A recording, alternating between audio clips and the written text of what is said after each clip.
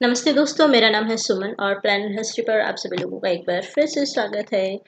Class 12 chapter 11 part 2 rebels and the Raj. दूसरे part पर शुरू करने से पहले मैं रिक्वेस्ट करूंगी, प्लीज लाइक शेयर सब्सक्राइब जरूर कीजिए मेरे चैनल को। तो हम फर्स्ट पार्ट में ये सारी कहानी देख चुके थे इस चैप्टर की। अब हम सेकंड पार्ट की कहानी पर पहुंचते हैं, role of rumours and prophecies in the revolt. अब ये जो विद्रोह हुआ, तो जो सिपाही लोग हैं और जो जनता लोग हैं, उन लोगों को प्रॉब्लम क्या हुई थी जो एकदम से भी कोई भी चीज होती है उसका कारण तो बहुत सारे होते हैं, लेकिन चिंगारी जिस चीज से मिलती है वो चिंगारी एक होती है। तो वो चिंगारी क्या थी? काफी सारे रिमर्स और ऐसे अफवाहें जो फैली हुई थी। अब वो अफवाहें नहीं थी या वो सच थी, फिर हिस्टोरियंस को उनका कोई प्रूफ मिलता है या फिर ब्रिटिश लोग प्रूफ ना देकर कहते हैं कि भाई ये लोग ऐसा अफवाह थे, ऐसा कुछ नहीं था। तो वो रियलिटी थी या नहीं थी, ये हमको बुक में नहीं दिखाया गया है। Rumors and prophecies played an important part in moving people into action during the revolt of 1857. क्या क्या rumors थे? New cartridges were greased with the fat of cows and pigs. जो नए कारतूस हैं, कारतूस, आप ये बहुत ही कॉमन चीज़ है इसलिए मैंने उसका फोटो नहीं डाला था। बहुत लोगों ने देखा होगा कि भाई जो बंदूक में जो गोली और बारूद डालना था, वो एक पैकेट सा होता था। तो पैकेट के अंदर वो गोली और बारूद था, और वो पैकेट जो था उसको किस चीज से बनाया गया था? चमड़ी से। किसकी? काऊ की या पिग की चमड़ी से बनाया गया था। तो किसी एक की चमड़ी हो सकती थी या दोनों की चमड़ी मिक्स थी, या कुछ काऊ की चमड़ी के थे, कुछ पिग की चमड़ी के थे, पता नहीं। तो वो जो नई तरीके की ये गन लाए थे, उनमें ये जो कारतूस डालना था, उसका जो चमड़ी था, तो पेपर तो है नहीं हाथ से फाड़ देंगे, चमड़ी है ऑब्वियसली, दांत चाहिए उसके लिए, तो ऐसे करके निकालना होता था उसको। तो वो फिर उसके बाद बंदूक में ऐसा डालेंगे और उसके बाद उसको अच्छे से फिक्स करेंगे उसमें, और उसके बाद वो गन चलती थी। ठीक है। तो वो जो कारतूस की चमड़ी जिसमें यूज की गई थी कारतूस को, वो चमड़ी इसीलिए थी ताकि जो अंदर जो उसमें गन और पाउडर है वो ऑक्सीडाइज ना हो जाए, खराब ना हो जाए, इसलिए उसको चमड़ी ही बचा सकती थी, उसको सेफ रख सकती थी तब तक।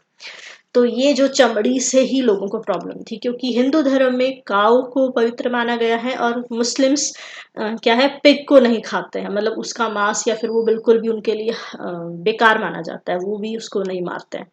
तो इसलिए ये था कि भाई इसमें वो खा नहीं तो मुंह में तो नहीं ले सकते हैं, तो उनका धर्म भ्रष्ट हो जाएगा, तो ये उनकी कास्ट और उनकी रिलीजन को पॉल्यूट कर देगा। ये रूमर था इसमें। Rumours about British trying to destroy religion of India, कि भाई यहाँ के जो लोग हैं ना, उनका रिलीजन खत्म करना चाहते हैं और उनको उसके बदले वो क्रिश्चियन बनाना चाहते हैं, कि भाई अगर आपको अब प्योर होना है तो आपको क्रिश्चियन बनना पड़ेगा, और ऐसी ऐसी चीजें थी कि भाई हमारा धर्म हमसे छीनना चाहते हैं, हमारा रिलीजन छीनना चाहते हैं और हमको क्रिश्चियन बनाना चाहते हैं। इसलिए ये कारतूस वगैरह का इन्होंने खेल जानबूझ कर रचा है। और ये जो रचने वाले थे, ये जो नए इक्विपमेंट लाए थे, ये हैं, ये इस भाई साहब, भाई हेनरी हार्डिंग, जो भी इनका प्रोनाउंस कर रहे हैं नाम, ये है। ठीक है। तो बोन और दूसरा कि भाई जो आटा था सिपाहियों के और लोगों के लिए आ रहा था, क्योंकि भाई ट्रेड और सब कुछ तो ब्रिटिश लोगों के हाथ में आ गया था, कि क्या खेती में उगाना है, क्या यहाँ रखना है, क्या बेचना है, सब कुछ तो ब्रिटिश लोग कर रहे थे। तो जो आटा आ रहा था उसमें उन्होंने काव और पिग की बोन डस्ट डाल दिया, मतलब उनकी हड्डियों का चूरा उसमें मिला कर दिया। हड्डियां तो सफेद होती हैं, तो चूरा तो आटे के जैसा हो गया, सफेद ही, पता नहीं चलेगा। तो इसलिए भी उनका धर्म भ्रष्ट करने के लिए उसमें काव का और पिग की हड्डियों का चूरा उसमें आटे में मिक्स कर दिया, ताकि इसे लोग कर खाकर लोगों का धर्म चला जाए और वो क्रिश्चियन बन जाए। ऐसा इन लोगों के पास कहानियां पहुंची थी, और वो सच्ची थी। उसके कुछ इनके पास उदाहरण भी है, मतलब कहानियां भी इसके बारे में, कि हमको ऐसे पता चला। There was a fear and suspicion that British wanted to convert Indian to Christianity. British rule coming to end, मतलब और फिर ये और खबर फैलने लगी थी कि बैटल ऑफ प्लासी, जब सबसे पहले उन्होंने बंगाल में अपनी विजय हासिल की थी, तो बैटल ऑफ प्लासी से ही पिछले साल 1757 वहां पर इन्होंने मतलब 56-57, तभी इन लोगों को बैटल ऑफ प्लासी में जीत पहली हासिल हुई थी, और वहां की बंगाल की दीवानी इन लोगों को मिल गई थी। तो अब वहां से लेकर 1857 ये जो पूरे 100 साल है ये कंपनी के थे। फिर और अगले जो 100 साल है मतलब 57 से लेके अगले जो 100 साल है वो ब्रिटिश क्राउन के थे। तो उनको लगा कि भाई इनको 100 साल हो गए हैं, बहुत राज कर लिया, अब तो हम इनको उखाड़ कर ही फेंकेंगे, बहुत हो गए इनका टाइम। तो ये भी और रूमर फैल गया था कि अब बैटल ऑफ प्लासी को पूरे 100 साल हो गए और इन लोगों का राज अब खत्म होने वाला है। तो अगर हम विद्रोह करते हैं तो इस आशा में लोग कर रहे थे अब हम विद्रोह करके इनका राज खत्म कर देंगे। मतलब उनके पास 100% इस चीज की श्योरिटी थी कि हमारा रिवोल्ट सक्सेसफुल होने वाला है। और ये सोचकर इसी सोच के कारण ही बहुत सारे लोग उसमें जुड़ गए थे कि भाई चलो हमको तो सक्सेस मिलने ही वाली है तो मैं भी क्यों ना आ जाऊं इसमें साथ में, और ज्यादा इसको स्ट्रेंथ मिलेगा। British policies to reform Indian society by introducing western education and social reforms. अच्छा, ब्रिटिश लोगों ने यहाँ का जो एजुकेशन सिस्टम था उसको तहस नहस कर दिया था कि इंग्लिश जो एजुकेशन है यहाँ के लोग पढ़ेंगे, हमारा बताया हुआ लोग पढ़ेंगे, अपने धर्म और अपनी संस्कृति को भूल जाएंगे तो हमारे तरीके से सोचेंगे और हमारे गुलाम बन जाएंगे और सोचेंगे कि भाई ये लोग हमारे लिए कितना कर रहे हैं, हमारे लिए सोशल रिफॉर्म्स कर रहे हैं, जैसे सती प्रथा और कुछ चीजें इन्होंने बैन कर दी थी कि भाई चाइल्ड मैरिज नहीं होना है, सती प्रथा की काम नहीं चलेगा, लड़कियों को पढ़ाना भी पड़ेगा तुमने। तो ये रिफॉर्म करने के कारण काफी जो उच्च वर्ग जो था ना वो इसके लिए भी इनके हक में था। अब भिखारी जो, मैं सॉरी भिखारी बोल रही हूँ, जो गांव के लोग हैं या फिर जो गरीब लोग हैं, तो वो चाहे कितना ही विद्रोह कर ले, जब अमीर लोग हमारे हक में हैं, हमारी बोली बोलते हैं, तो एक ना एक दिन तो इनका विद्रोह दब ही जाना है। तो इसके कारण भी ब्रिटिश के से उन लोगों का विरोध था कि इन्होंने वेस्टर्न एजुकेशन और सोशल रिफॉर्म के बदले तरीके से हम लोगों को दबाया है। और तो इसका भी अगेंस्ट लोगों के दिमाग में था कि हमको इनका एजुकेशन नहीं चाहिए, हमको हमारा एजुकेशन जो पहले था वही चाहिए था। एक्टिविटीज ऑफ क्रिश्चियन मिशनरीज, अब जो क्रिश्चियन मिशनरीज जो लोगों को कन्वर्ट कर रहे थे वो भी इनको डाउट में डाल रहा था कि भाई तुमको अगर कोई ये बीमारी हो गई है तो तुम तो क्रिश्चियन बन जाओ तो तुम ठीक हो जाओगे, देखो। तो इस तरीके की काफी चीजें फैल रही थी, वो भी इनको प्रॉब्लम कर रही थी कि ये हमारा धर्म हमसे छीना चाहता है। इंडिया की खासियत का है कि भाई तुम उनको मार लो, पीट लो, गरीब कर लो, वो उस हद तक न, फिर भी नहीं जाएंगे कि तुमसे बदला लेने पर उतर जाए या मतलब तुम्हारे खिलाफ हो जाए। लेकिन अगर तुमने उसके धर्म को हाथ लगाया तो वो तुमको तहस नहस कर देंगे। तो ये जो जितने भी रूमर्स है ये सारे इन चीजों से ही जुड़े हैं, मतलब उनके अपने रिलीजन से जुड़े हुए हैं। तो इसलिए लोग इतने ज्यादा विद्रोह में आ गए थे। The annexation on the pretext of doctrine of lapse also made the people suspicious of British intentions। और एनेक्सेशन, भाई ब्रिटिश लोगों ने इतने सारे राज्य जीत लिए थे। पहले तो क्या किया, पहले तो युद्ध करके जीते थे, जैसे कि मैसूर है या फिर इनका सिंध का है, और बंगाल का जैसे बैटल ऑफ प्लासी का है, और मराठा लोगों का है, ये तो उन्होंने युद्ध में जीत लिए थे, युद्ध से। और दूसरे उनके साथ भी साइन कर ली थी। लेकिन कुछ जो भाई वो जगह जीत नहीं पा रहे थे, लेकिन उनको चाहिए थी कि यहाँ से तो हमारा ट्रेड और हमको तो बहुत पैसा मिल सकता है इस जगह से। तो वो चीज को जीतने के लिए उन्हें डॉक्ट्रिन ऑफ लैप्स एक नया लगा दिया भाई, कि इंडिया में जो भी राजा निसंतान अगर मर जाता है, मतलब उसका लड़का नहीं होता है, लड़की को तो खैर गद्दी पे वो मानेंगे ही नहीं, अगर उनका लड़का नहीं है, कोई संतान नहीं है और वो उससे पहले मर जाता है, तो वो राज्य उसका एडमिनिस्ट्रेशन हम लोग देखेंगे, क्योंकि हम चाहते हैं इंडिया में सब जगह शांति फैली रहे, ऐसा बोलने लगे कि लेप्स यानी कि गोद लिया हुआ बच्चा फिर राजा नहीं माना जाएगा, वो जगह ऑटोमेटिकली हमारे हक में आ जाएगी, मतलब जबरदस्ती फालतू में। तो ये था डॉक्ट्रिन ऑफ लैप्स। तो इस तरीके से भी काफी उनकी इंटेंशंस को देखा जा रहा था कि ये जबरदस्ती सब जगह पर कब्जा करना चाहते हैं। तो जो झांसी की रानी खड़ी हुई तो इसीलिए खड़ी हुई थी कि उनका जो पुत्र उन्होंने गोद लिया हुआ था वो ब्रिटिश लोग मान नहीं रहे थे और कह रहे थे कि झांसी हमारे हवाले कर दो, और वो खड़ी हो गई थी कि अपनी झांसी मैं नहीं दूंगी, बिल्कुल भी नहीं दूंगी, और फिर उन्होंने लड़ाई की थी। ठीक है, अब आता है subsidiary alliance. Subsidiary alliance was a system introduced by Lord Wellesley in 1798। Those who entered into such an alliance with the British had to accept certain terms and conditions। अब सब्सिडरी अलायंस भी एक वही तरीका है कि पूरा देखो, लोग ब्रिटिश हैं बहुत थोड़े हैं, वो हर एक जगह पर काम नहीं कर सकते हैं। ठीक है, तो उन्होंने काम किससे करवाना है, सारा का सारा वो करवाना है इंडियन लोगों से, यहाँ के राजाओं से ही। और दूसरा कि भाई लेकिन हाथ में अपने पूरा कंट्रोल रखना है।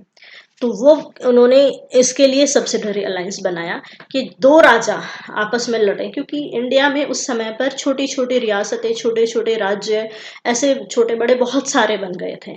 तो दो लोगों को आपस में लड़ रहे हैं तो किसी एक का साथ देंगे, उनको लगता है कि इसका साथ देके हम इससे कंडीशन, इससे सब्सिडरी अलायंस साइन करवा लेंगे कि हम तुमको अपनी आर्मी तभी देंगे, क्योंकि इनके पास तो आधुनिक बंदूकें और ये सब थी, तोपें थी, तो ऑब्वियसली वो जीत ही जाएंगे। तो दूसरे के अगेंस्ट वो होंगे कि भाई ठीक है, हम तुमको इसको हराने में हेल्प करेंगे, लेकिन तुमको क्या करना होगा, हमारे साथ साइन करना होगा सब्सिडरी अलायंस, तो ही हम तुम्हारा साथ देंगे। तो ऐसे करते हुए कि फिर जो यहाँ का जो राजा है, नवाब है, जो भी है, वो तो गद्दी पे रहेगा, उसको वो जितवा देंगे कि भाई तुम जीत गए। ऐसे बैटल ऑफ प्लासी में यही हुआ था कि भाई अवध में वो जीत तो गए, लेकिन ये होगा कि भाई यहाँ का जो नवाब है वो, उसके साथ कंडीशंस क्या क्या होंगी, उनको ब्रिटिश की कुछ कंडीशंस माननी पड़ेगी अगर वो जीत जाते हैं तो। क्या है, British would be responsible for protecting their ally from external and internal threats. अब एग्जांपल लेते हैं अवध का, जैसे कि जो अलाई है उनका, जिनके साथ उन्होंने अलायंस बनाया है, उसको बोलेंगे अलाई, यानी कि अवध, वो स्टेट पूरा। तो वो स्टेट ही ब्रिटिश रिस्पॉन्सिबल, मतलब उसके बाद से ब्रिटिश ही उसकी आर्मी संभालेगा। इस तरीके का हो गया कि काम तुमको अपना जो आर्मी है ना, वो हमारे अंडर रखना पड़ेगा या फिर हटा देना पड़ेगा, अब हमारी आर्मी रहेगी।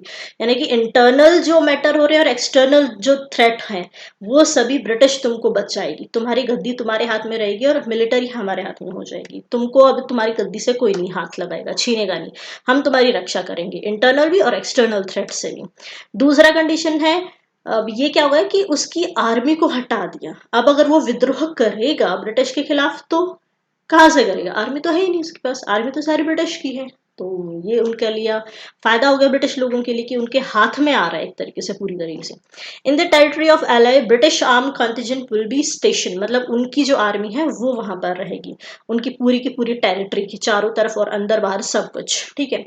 और अगर इंडियन कोई सिपाही है तो वो उनके नीचे सिपाही के तरीके से काम करेंगे, अफसर के उसमें नहीं रहेंगे, उनका ऑर्डर मानना पड़ेगा, नहीं तो भागो यहाँ से। The ally would have to provide the resources for maintaining this contingent। और फिर जो ये आर्मी है, इसको मेंटेनिंग, भाई उसकी सैलरी, उसका खाना पानी, ये ब्रिटिश नहीं देंगे, ये कौन देगा, ये अवध, ये अलाई देगा, वो स्टेट देगा, वहां से प्रोवाइड आएगा उसका सारा का सारा। तो इसकी सैलरी फिर ब्रिटिश लोगों के पास, जो अपनी आर्मी को, जो उससे पहले मेंटेनिंग करने में खर्चा आ रहा था ना, ये उनका घट गया सारा, कि भाई अब इनकी सैलरी भी और इसका खाना पानी दाना घर सब कुछ अब कहाँ से आएगा, ये लोग खुद देंगे, तुमको देना है। The ally would have to provide, ठीक है, ally could enter into agreements with other rules और engage in warfare only with the permission of British. दूसरा, अगर ये जो अलाई है, ये जो स्टेट है, अगर किसी दूसरे रूलर के साथ कोई एग्रीमेंट, कोई संधि करना चाहता है या वो लड़ाई करना चाहता है, तो वो बिना ब्रिटिश की परमिशन के नहीं कर सकता, ठीक है। एक तरीके से क्या नजारा आ रहा है कि जो ये यहाँ का राजा बैठा है वो है तो इंडियन ही, वो मतलब कोई हिंदू मुसलमान कुछ भी हो सकता है, लेकिन वो पूरे तरीके से एक पपेट बन गया है ब्रिटिश का, कि भाई अगर कुछ गलत होता है तो नाम किसका आएगा, नवाब का आएगा। अवध अवध का एग्जाम्पल ले रहे हैं तो नवाब का आएगा कि भाई यहाँ पर इतनी अवस्था फैल रही है, तो यहाँ का राजा कौन है, वो रिस्पॉन्सिबल है, ब्रिटिश नहीं है। जबकि वो अपनी मर्जी से तो कुछ कर ही नहीं सकता है बेचारा, बस अपना घर पे बैठ के खाना दाना पानी कर सकता है, काम तो सारा जो होना है वो तो जो चाहेगा ब्रिटिश वही होगा, बिना ब्रिटिश की संधि के तो बेचारा टॉयलेट भी पूछ के जाएगा, जाऊं क्या। The ally had to keep the resident who was the representative of governor general and was not under direct British. और दूसरा फिर कि भाई उस पर आंख रखने के लिए, उस स्टेट के नवाब पर आंख रखने के लिए, राजा पर नजर रखने के लिए, कि भाई वो हमारे बिना इच्छा के कुछ छुप के तो कुछ नहीं कर रहा है, कोई षड्यंत्र तो नहीं कर रहा है। तो अपना एक रेजिडेंट वहां पर रख दिया कि तुम्हारे यहाँ पर, तुम्हारे स्टेट में, तुम्हारे महल के अंदर हमारा एक रेजिडेंट रहेगा, उसको रखना पड़ेगा, जो गवर्नर जनरल का रिप्रेजेंटेटिव होगा, यानी कि वो डेली की खबर भाई जनरल को जाके दे देगा कि भाई ये देखो आज ऐसा ऐसा हुआ यहाँ पर। तो दूसरा, अब वो छुप कर भी कोई षड्यंत्र नहीं कर पा रहा होगा, वहां पर जो काम होगा वो सब ब्रिटिश की निगरानी में होगा। ये रेजिडेंट एक तरीके से भाई वहां का क्या हो गया, सीसीटीवी कैमरा हो गया, कि सब खबर वहां तक पहुंच रही है यहाँ की। तो देख लेना पूरा का पूरा जाल किस तरीके से बिछाया है सोच समझ के इन्होंने। तो ये थी अवध की हालत जब 1801 में उन्होंने सब्सिडरी अलायंस साइन किया। और फिर ये करते क्या कि भाई अभी तक तो पूरा हक तो नहीं आया है ना, एक तरीके से कंट्रोल तो कर लिया है। फिर धीरे धीरे उसको हटा देते थे वहां के जो नवाब राजा, उसको ये कह के हटा देते कि भाई अब तो ये यहाँ पर, क्योंकि ऑब्वियसली काम तो जो हो रहा है वो ब्रिटिश के हिसाब से हो रहा है कि भाई ये करना है और ये नहीं करना है, इतना टैक्स लेना है, ऐसा लेना है ना। अब लोगों को तो दिक्कत होगी, फिर वो विद्रोह करेंगे या फिर वहां पर एडमिनिस्ट्रेशन ठीक नहीं होगा तो वो नवाब पर डालकर सारा भाई इसको कुछ नहीं करना रहा, उसको हटा देंगे जब उनको लगेगा कि भाई अभी हमारे किसी काम का नहीं रहा, अब हम पूरा कंट्रोल डायरेक्ट ले सकते हैं, हमारे पास आदमी भी है और सब हम खुद कर सकते हैं, तो उसको कर देंगे साइड में कि भाई तुमको नहीं आता कुछ करना, तुम लायक ही नहीं हो, अब हम ही सब कुछ संभालेंगे। अब जो तुम नाम के जो हेड यहाँ पर बैठे हुए थे हमारे पपेट के तरीके से, अब तुम्हारी हमें जरूरत नहीं है, अब हम पूरा का पूरा कंट्रोल हम ही लेंगे, हम है यहाँ के राजा या नवाब वट एवर। ठीक है, तो ये जो टेरिटरीज पिंक कलर में दिखाई दे रही है, ये 1857 से पहले का है भारत। 1857 तक ये सब जगह ब्रिटिश लोगों के हाथ में आ गई थी। ये कुछ कुछ जगह, मतलब अगर अंदाजा लगाएं तो इनके हाथ में कितना परसेंट है, कुछ 60% से 70% तक का कुछ इंडिया ब्रिटिश लोगों के हाथ में है। 60, 65 या 70 ऐसा कुछ दिखाई दे रहा है, समझ में आ रहा है भाई कुछ। ठीक है, 70% हो सकता है कुछ ये सब। इसमें काफी सारी जगह भी ध्यान से देख लेना कौन कौन सा है। एनेक्सेशन ऑफ अवध, अवध में हुआ क्या था, डलहौजी ने अवध का किंगडम बोला कि भाई ये एक ऐसा चेरी है जो एक ना एक दिन हमारे मुंह में आके जरूर गिरेगा, क्योंकि अवध पर उनकी नजर थी, ये जगह हमको चाहिए चाहिए, वहां से प्रॉफिट उनको जो बहुत अच्छा मिलने वाला था। तो कॉन्क्वेस्ट स्टेजेस में हुआ, वो स्टेजेस जो मैंने अभी आपको एक्सप्लेन की थी, अब उसको दोबारा बताने की जरूरत है नहीं। सब्सिडरी अलायंस 1801 में साइन कर लिया कि भाई हम तुम्हारा साथ देंगे युद्ध में, लेकिन तुम हमारे साथ साइन कर लो। फिर वो नवाब भाई वो एक तरीके से पपेट बन के रह गया, Nawab had to disband his military force, अपनी मिलिटरी फोर्स को हटाना पड़ेगा, ब्रिटिश की ट्रूप्स को वहां पर किंगडम में बिठाना पड़ेगा कि भाई तुम्हारी आर्मी यहाँ पर काम करेगी, और ब्रिटिश रेजिडेंट वहां पर उनके कोर्ट में रहेगा, मतलब यानी कि उसके पीछे पीछे घूमोगा नवाब के वो पूरा। नवाब बिकेम डिपेंडेंट ऑन ब्रिटिश, पूरे तरीके से वो ब्रिटिश पर ही डिपेंड करता था, वो सिर्फ बैठा है गद्दी पर एक पुतले की तरह।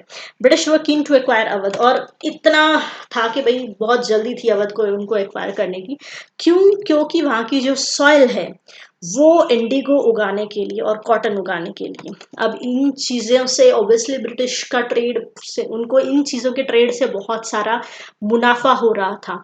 तो ये कहाँ पर उगाया जा सकता है, ये अवध की धरती पर उगाया जा सकता था, इसके लिए उनको अवध चाहिए था। अब वहां का जो इन्होंने इसमें वहां की लोगों पर क्या हक है, वो तो नवाब का ही है, वो अभी आर्मी का, आर्मी इन लोगों के हाथ में है, मतलब अगर अलायंस की तरफ से देखें तो भाई आर्मी और मिलिट्री जो चीजें हैं ना वो इनके हाथ में है।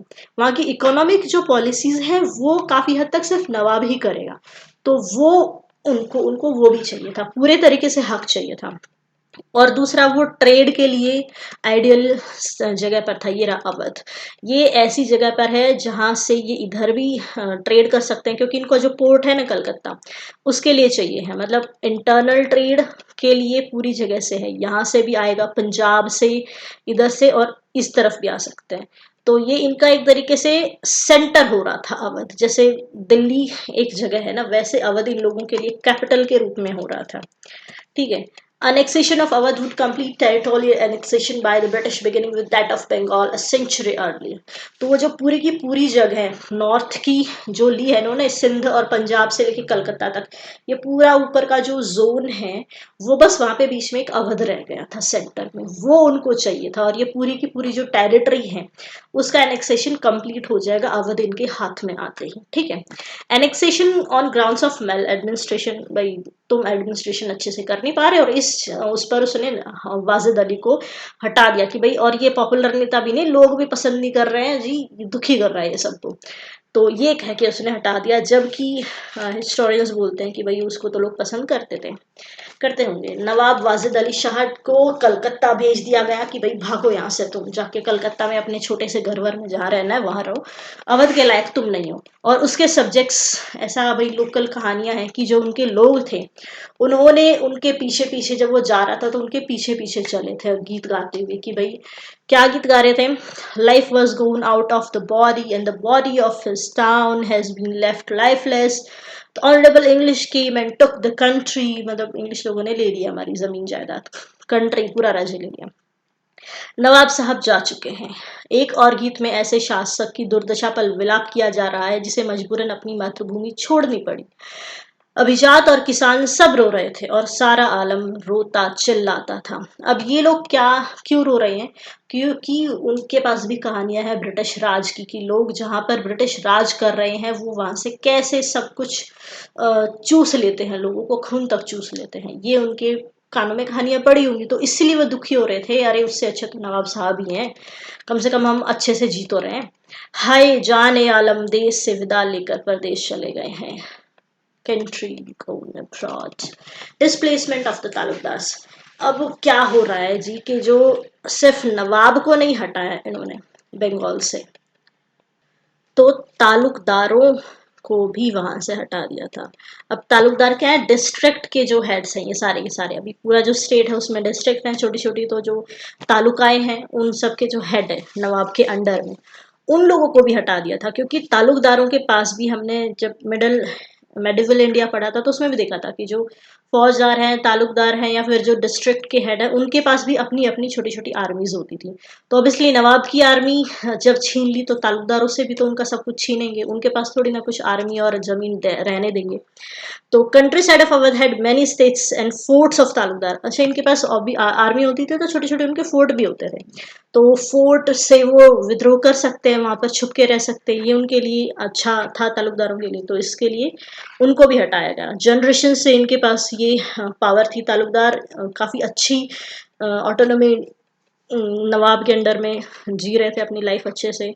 रेवेन्यू तालुकदार पे करते थे। यहाँ पे ब्रिटिश है, तालुक ये आएगा नवाब, ठीक है।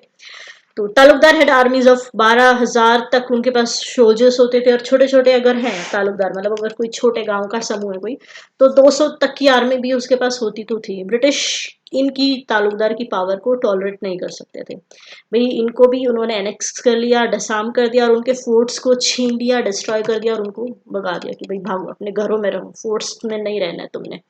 ब्रिटिश लैंड रेवेन्यू, फिर नया रेवेन्यू पॉलिसी उन्होंने वहां पर लगा दिया पावर आते ही, समरी सेटलमेंट जिसको कहा जाएगा। Talukdar had acquired the land by force and fraud. उन्होंने बोला कि भाई तालुकदारों को क्यों हटा रहे हैं, अभी नवाब को हटाया कि भाई इसको तो ये राज चलाना आया ही नहीं। तालुकदारों को हटाया कि भाई इन्होंने जबरदस्ती से लोगों की जमीनें हथियाई हैं, उन पर अत्याचार कर रहे हैं, इसलिए इनकी जमीनें छीन ली जाएंगी, और यहाँ के जो विलेजर्स हैं, लोकल लोग हैं, उनको वापस जमीनें दी जाएंगी। इसलिए हम तालुकदारों को हटा रहे हैं। वे बहुत फ्रॉड करते थे, और इसलिए इन्होंने जमीनें छीनी थी, तो छीन कर अगर ली थी तो इस जमीनों पर इनका कोई हक नहीं है, तो उनको हटाया जा रहा है। और जबकि उनको तालुकदार से जमीन छीन के किसानों को देनी क्यों थी? क्योंकि किसान तो खेती करेगा और उसके बदले में कर देगा ना, तालुकदार तो इतनी बड़ी खेती से तो इतना सा कर उठा के देगा बस। British times, Talukdar held 67% of total number of villages in Awadh. Introduction of summary settlement, number reduced to mere 38%. Settle the land with the honor of soil. और इनसे लेकर जमीनें लोगों को दे दी और उनको ऑनर बना दिया। Reduce exploitation done to peasants. उन्होंने ये बोला कि भाई जो पीजेंट्स के साथ अत्याचार हो रहा है ना वो कम हो जाएगा, और स्टेट के पास रेवेन्यू भी बढ़ जाएगा, मतलब रेवेन्यू देने वाले लोग बढ़ जाएंगे तो रेवेन्यू और ज्यादा आएगा उनके पास। बट एक्चुअल में ऐसा हुआ नहीं, क्योंकि ब्रिटिश तो चाहते तो कुछ और थे, उन्होंने तो नाम ही लिया था ना सिर्फ। रेवेन्यू इंक्रीज हुआ बहुत ज्यादा, और पीजेंट्स पर बर्डन, जो पहले की स्टोरी है वही यहाँ पर फिर से लागू हुई कि भाई पीजेंट्स के ऊपर बहुत ज्यादा बर्डन आ गया। Increase in revenue rates from 30 to 70%। जो रेवेन्यू पहले वो 30% पे करते थे नवाब के टाइम पे, ये उन्होंने 70% तक कर दिया कि भी उनका 70% तक रेवेन्यू तुमको देना पड़ेगा। और अवध की जो उनको लगा कि भाई यहाँ की सॉइल तो बहुत अच्छी है, उसको इतना ज्यादा मान लिया कि भाई अब चाहे कुछ भी हो हमको तो 70% चाहिए चाहिए। Removal of Talukdar, peasants were directly opposed too harsh revenue policies of British. अब पहले क्या है, तालुकदार को देना होता अगर तालुकदार ही रेवेन्यू देता था तो कहीं से भी ला कर दे, कैसे भी करे, लेकिन अब ये पीजेंट्स के सिर पर आ गया। मतलब ये जो जिम्मेदारी और सिरदर्दी है, सारी प्रॉब्लम है, वो सारे पीसेंट्स के उनके अपने सिर पर आकर बैठ गए, और उनको इस चक्कर में फिर लोन लेने पड़े, वही जो हमने पहले कहानी सुनी थी, भाई नहीं दे पा रहे हैं तो क्रॉप फेलियर हुआ, लोन लिए, लोन फिर से नहीं पे कर पाए तो मनी लेंडर ने उनकी जमीन जायदाद छीन ली। Payment of revenue could not be postponed, postpone कर नहीं सकते थे, भाई टाइम भी नहीं देते ब्रिटिश लोग, तो फेलियर ऑफ क्रॉप हुआ। और इसको मतलब ऐसा सिचुएशन नहीं बनेगी भाई क्रॉप फेल होगी तो कहाँ से देगा, नहीं देना तो देना है। Ties of loyalty and patronage, जो नवाब के साथ उनका, तालुकदार के साथ उनका जो लॉयल्टी का बंधन था, तालुकदार समझता था कि भाई चलो तुम्हारी प्रॉब्लम आ गई है, अभी तुम इतना नहीं दे सकते तो थोड़ा दे दो, अब क्रॉप खराब हो गई है तो कोई बात नहीं, तुमको पैसा चाहिए तो भाई अपना घर चलाने के लिए ये तुम लेके ही चले जाओ। ये अब संबंध नहीं रहा था। British overseas the revenue due and use inflexible method of collection, और मतलब मार पीट के जबरदस्ती, जैसे भी दो, बहुत पीटते थे बेचारों को। तालुकदारों की सोच, अब तालुकदार क्या सोचते थे, तालुकदारों के रवैयों को रायबरेली के पास स्थित काला कंकर के राजा हनवंत सिंह ने सबसे अच्छी तरह से व्यक्त किया है। क्या व्यक्त किया है भाई, विद्रोह के दौरान हनवंत सिंह ने एक अंग्रेज अफसर को पनाह दी, एक अंग्रेज अफसर को पनाह दी और उसे सुरक्षित स्थान तक पहुंचाया था। किसने, हनवंत सिंह ने। उस अफसर से आखिरी मुलाकात में हनवंत सिंह ने कहा कि साहिब, आपके मुल्क के लोग हमारे देश में आए, उन्होंने हमारे राजाओं को खदेड़ दिया, आप अफसरों को भेज कर जिले जिले में जागीरों के मालिकाने की जांच करवाते हैं, एक ही झटके में आपने मेरे पुरखों की जमीन मुझसे छीन ली। मैं चुप रहा। फिर अचानक आपका बुरा वक्त शुरू हो गया, यहाँ के लोग आपके खिलाफ उठ खड़े हुए हैं, तब आप मेरे पास आए हैं जिसे आपने बर्बाद कर किया था। मैंने आपकी जान बचाई है, लेकिन अब मैं अपने सिपाहियों को लेकर लखनऊ जा रहा हूं ताकि आपको देश से खदेड़ सकूं। मतलब उसकी जान तो बचा दी लेकिन पूरी पूरी दी, कभी अब तुम लोग यहाँ नहीं रहने वाले हो, तुमको नहीं छोड़ेंगे, हम जिंदा छोड़ दिया है इसलिए कि भाई जाओ यहाँ से जिंदा वापस अपने देश चले जाओ, इसलिए बचाया है तुमको। ठीक है, relation between white and Indian officers. अब ये जो सिपाहीज का है इनके बारे में देखते हैं कि बंगाल सिपाही की एक फोटो बनाई है यूरोपियन स्टाइल यूनिफॉर्म में, ये मतलब मजाक बनाते हुए कि भाई तुम चाहे हमारे जैसे कपड़े पहन लो लेकिन हमारे जैसे दिखोगे नहीं, ऐसा उसमें बनाया है। Prior to the uprising of 1857, अब 1857 से शुरुआत में जब रिलेशनशिप और वाइट और इंडियन ऑफिसर्स के बीच में ठीक ठाक था, वो हिंदुस्तानी भी बोलते थे, उनकी भाषा समझते थे, सीखी थी, और अच्छा था भाई, डिसिप्लिन भी था, और फादर फिगर के तरीके से इंग्लिश लोगों को देखते थे ये लोग। In the 1840s relationship underwent a drastic change, 40s के बाद से, with the British officers considering their Indian sepoys as racially inferior। अब उनके पास जब हाथ में, एक्चुअली ये क्या था, पहले और बाद में का कुछ नहीं है, उनके हाथ में जब असली ताकत आई तो उन्होंने अपना रंग दिखाना शुरू कर दिया, इंडियन सिपाहीज एज रेशियली इंफीरियर, कि भाई तुम हमसे नीचे हो। और ये यूरोपियन लोग, हमने 11th क्लास में पढ़ा हुआ, ये हर जगह ही करते थे, जहां भी ये यूरोपियन जाते थे वही बोलते थे कि यहाँ के लोग है ना, काले हैं सफेद है चाहे जैसे भी है, हमसे नीचे हैं, हम राज करने वाले, यहाँ के लोगों को कुछ नहीं आता, ये बस मर मर के जीने लायक है। जो हमने अमेरिका वाले में देखा था ना कि ये मरने के लिए ही पैदा हुए, इनको मरने दो, यही इनका नियति है। तो यहाँ पर भी इन्होंने अपना रंग दिखा दिया असली है, और हमको बोल रहे हैं कि हमारा रंग काला है तो हम तुम हमसे रेशियली इंफीरियर हो। ये जो काले और गोरे का भेद है ना, ये तभी से शुरू हुआ, उससे पहले यहाँ की संस्कृति में ये नहीं था कि भाई गोरा है या काला है उससे क्या है, ब्यूटी कलर से डिफाइन नहीं होती थी, ये ब्यूटी कलर से डिफाइन यूरोपियन लोगों के आने के बाद से हुई है। Close links between the peasants and sepoys. Grievances of peasants discussed within sepoy. Most of the soldiers were recruited from the peasantry. Awadh को बंगाल आर्मी की नर्सरी बोला जाता था। सिपाही कंप्लेन करने लगे कि भाई उनको अगर प्रॉब्लम आ जाती है तो छुट्टी भी नहीं देते हैं, हमारे साथ मिसबिहेव करते हैं, रेशियली अब्यूज करते हैं, हमको गालियां देते हैं, वाइट ऑफिसर्स मारते पीटते हैं। Discontent spread over into the rank peasantry, और इस तरीके से भाई उनकी जो डिसिप्लिन था, वो डिसिप्लिन में रहेंगे तब ना, इज्जत तो तब करेंगे जब तुम उनको इज्जत दोगे। सिपाहीज टुक अप आर्म्स, और इसीलिए इतनी जिल्लत और इतनी वो सहने के बाद भी उनके अंदर ये खुन्नस भर गई थी बहुत ज्यादा, और उन्होंने हथियार उठा लिए जब बात उनके धर्म पे आ गई। जब तक तुम उनको काला बोल रहे हो बोलो दो, क्योंकि उनकी तो सोच नहीं है ना कि हम काले पीले क्या हैं, वो तो इस तरीके से नहीं सोचते हैं। जब बात धर्म पे आई तब जाकर इन्होंने सीधा फिर बंदूकें उठा ली, और पीजेंट्स भी इन लोगों के साथ जुड़ गए। सिपाही क्या सोचते थे, विद्रोही सिपाहियों की एक अर्जी जो बच गई, अब काफी सारी चीजें तो जला दी थी, तो कुछ चीज बची हुई चीजें ये सोर्सेस है। एक सदी पहले अंग्रेज हिंदुस्तान आए और धीरे धीरे यहाँ फौजी टुकड़ियां बनाने लगे। हिंदुस्तान आए और छोटी छोटी अपनी टुकड़ियां बनाने लगे, और जो वहाँ के जो जगह जीत लेते तो वहाँ के लोकल लोगों को नौकरी के तरीके से अपने नीचे रखने लग गए, मतलब हवलदार तरीके से, भाई काम करो हमारे लिए लड़ो और मरो तुम। इसके बाद वे हर राज्य के मालिक बन बैठे। हमारे पुरखों ने सदा उनकी सेवा की और हम भी उनकी नौकरी में आए। ईश्वर की कृपा से हमारी सहायता से अंग्रेजों ने जो चाहा वो इलाका जीत लिया। मतलब जो जीत है ना, वो यहाँ के लोग ही उनको जिता रहे हैं, उनकी आर्मी में उनकी उसमें भर्ती हो जा रहे हैं, और उन्होंने बोला कि जाओ अब वो इलाका हमें जीत के दो, तो ये उनको जीत के दे रहे हैं। उनके लिए हमारे जैसे हजारों हिंदुस्तानी जवानों को अपनी कुर्बानी देनी पड़ी, लेकिन न हमने कभी पैर पीछे खींचे और न कोई बहाना बनाया, और न ही कभी बगावत के रास्ते पर चले।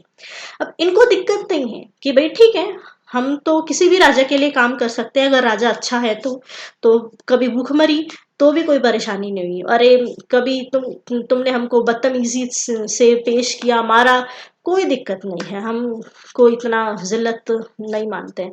क्योंकि पता है एक, हाँ, सोच है यहाँ की कि जो अ, अपमान है वो इस शरीर का होता है, तब इंसान को प्रॉब्लम होती है। आत्मा का तो कोई अपमान नहीं कर सकता ना। तो तुम इस शरीर को काला बोलो, कुछ बोलो, शरीर तो एक दिन नष्ट ही हो जाना है। तो उनकी सोच इतनी ऊपर थी, इसके लिए इन चीजों से इनको फर्क नहीं पड़ती थी। लेकिन सन 1857 में अंग्रेजों ने हुक्म जारी कर दिया कि अब सिपाहियों को इंग्लैंड से नए कारतूस और बंदूकें दी जाएंगी। नए कारतूस में गाय और सुअर की चर्बी मिली हुई है, और गेहूं के आटे में हड्डियों का चूरा मिलाकर खिलाया जा रहा है। ये चीजें पैदल सेना, घुड़सवारों और गोलंदाज फौज की हर रेजिमेंट में पहुंचा दी गई है। उन्होंने ये कारतूस थर्ड लाइट कैवलरी के सवारों को दिए और उन्हें दांतों से खींचने के लिए कहा। सिपाहियों ने इस हुक्म का विरोध किया और कहा कि वे ऐसा कभी नहीं करेंगे, क्योंकि अगर उन्होंने ऐसा किया तो उनका धर्म भ्रष्ट हो जाएगा। अब जिस माँ को, गौ माँ को वो पवित्र मानते हैं, उसे माँ बोलते हैं, क्या उसकी चमड़ी को अपने मुंह में ले सकते हैं? कैसे लेंगे? उसको खा कैसे सकते हैं जिसे वो माँ बोलते हैं, जिसको इतनी इज्जत देते हैं, जिसकी सेवा वो अपना धर्म मानते हैं? कैसे करेंगे? इस पर अंग्रेज अफसरों ने 3 रेजिमेंटों के जवानों की परेड करवा दी। 1400, मतलब परेड करवा दी, करवा लो, हम नहीं लेंगे, हम नहीं करेंगे लेकिन ऐसा गंदा काम। 1400 अंग्रेज सिपाही यूरोपीय सैनिकों की दूसरी बटालियन ने और घुड़सवार गोलंदाज फौज को तैयार कर भारतीय सैनिकों को घेर लिया गया। हर पैदल रेजिमेंट के सामने छर्रों से भरी 6-6 तोपें तैनात कर दी गई, और 84 नए सिपाहियों को गिरफ्तार करके बेड़ियां डालकर जेल में बंद कर दिया गया। छावनी के सवारों को इसलिए जेल में डाला गया ताकि हम डर कर नए कारतूसों को दांत से खींचने लगे, मतलब डर बैठाने के लिए भी करो। इसी कारण हम और हमारे सारे सहादे इकट्ठे होकर अपनी आस्था की रक्षा के लिए अंग्रेज से लड़े। हम 2 साल तक युद्ध जारी रखने पर मजबूर की।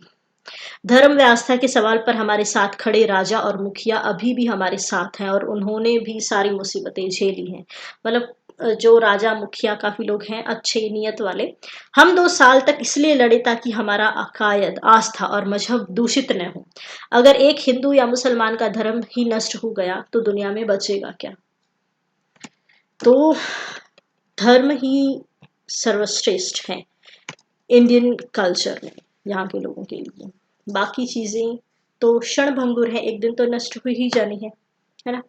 तो अब यहाँ पर हम इस को खत्म करते हैं, और तीसरा पार्ट, वो थोड़ा कहानी वाला चैप्टर है तो 3 पार्ट में खत्म हो जाएगा।